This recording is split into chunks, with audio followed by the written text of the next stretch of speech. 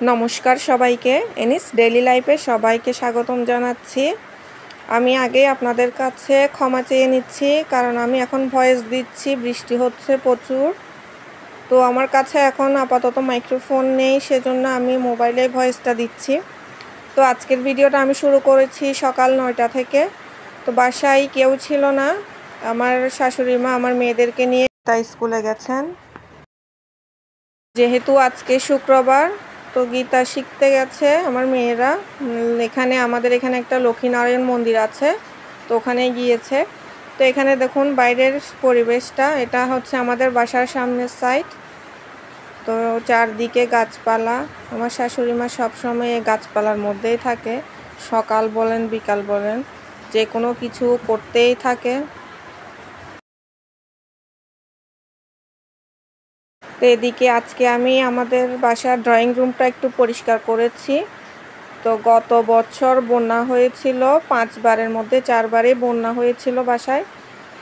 তো এখানে সব বইপত্র জিনিসপত্র সব উপরে তুলে রেখেছিলাম, আর নামাইনি, কারণ 4বার জল হওয়ার কারণে একদম শরীরটা ক্লান্ত ছিল, ইচ্ছে ছিল না। এবার সব কিছু উপর থেকে ঝেড়ে নিয়েছিলাম পহেলা বৈশাখে।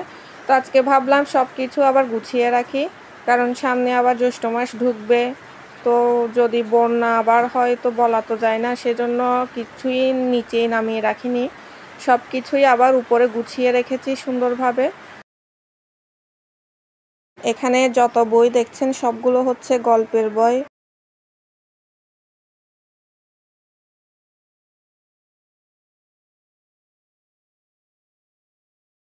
তো এখানে আমি বই যেটা হাতে নিয়েছি ওটা হচ্ছে আমার বিয়েতে উপহার পাওয়া। তো অনেক দিন পর এটা দেখলাম।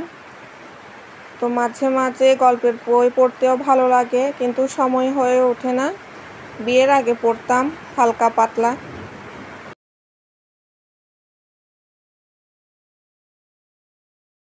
টিভিটা যে জায়গা দেখছেন, গতবার হয়েছিল কি, টিভিটা পর্যন্ত আমাদের ঘর থেকে বের করে নিয়ে যেতে হয়েছিল, কারণ টিভিটা রাখার মতো কোনো জায়গাই ছিল না, সব জায়গা বুক। তো এমন অবস্থা হয়ে যায় যে কি বলবো, তাড়াহুড়ার মধ্যে যেদিকে জায়গা পাই ওদিকে জিনিস তুলে রাখি, এমন একটা অবস্থা হয়ে যায় আমাদের।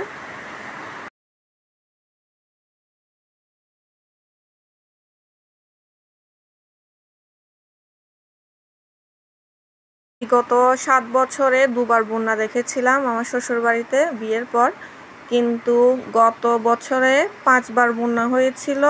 5বারে প্রথমবার কিন্তু আমাদের বাসায় জল হয়নি, কিন্তু তারপরে 4বারে এত পরিমাণ জল হয়েছে কি বলবো। দ্বিতীয়বারে হয়েছিল, আমি বাসায় ছিলাম না, আমি আমার ননাসের বাসায় বেড়াতে গিয়েছিলাম, আমার ভাগ্নিগড়ের নাতনিকে দেখতে গিয়েছিলাম। তো আগের দিন গিয়েছিলাম, পরের দিন ঘরে জল ঢুকে গেছে, ফোন দিয়েছিল। অতটুকুতেই দুপুরবেলা কোনো রকম খেয়ে দিয়ে অতটুকুতে বের হয়ে পড়েছিলাম। বাসায় ঢুকতে ঢুকতে দেখি 1 হাঁটু জল হয়ে গেছে। এমন একটা অবস্থা যায় আমাদের। এদিকে আবার বিছানাপত্রগুলো অগোছালো হয়েছিল, ধুলো ময়লা জমে গেছে। তো জানলাগুলো খুলে দিয়েছিলাম আলো বাতাস ঢোকার জন্য। পাশে সোয়ামিল, সেজন্য ধুলো বালিটা একটু বেশি হয় এই ড্রয়িং রুমটাতে। তো এখানে দেখুন ঘরটার অবস্থা। তো আজকে একটু ঝেড়ে মুছে টুছে পরিষ্কার করে নিয়েছি। ড্রয়িং রুমটা অগোছালো থাকলে ভালো দেখায় না, হঠাৎ করে যদি কোনো অতিথি আসে তাহলে কি মনে করবে, সেজন্য সবসময় চেষ্টা করি ড্রয়িং রুমটা একটু গুছিয়ে রাখতে। আর মেয়েরা যখন টিভি দেখতে বসে তখন তো পুরোই অগোছালো করে রাখে, বললেও শুনে না।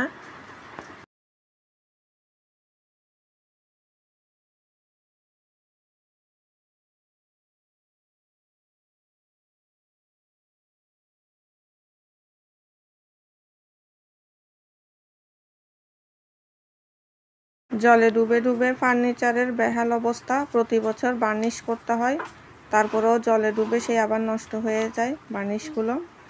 তো এদিকে বিছানাপত্রগুলো গুছিয়ে সোফাগুলো একটু ঝেড়ে নিয়েছিলাম, এরপর ভালো করে ঘরটা একটু ঝাড়ু দিয়ে নিয়েছি।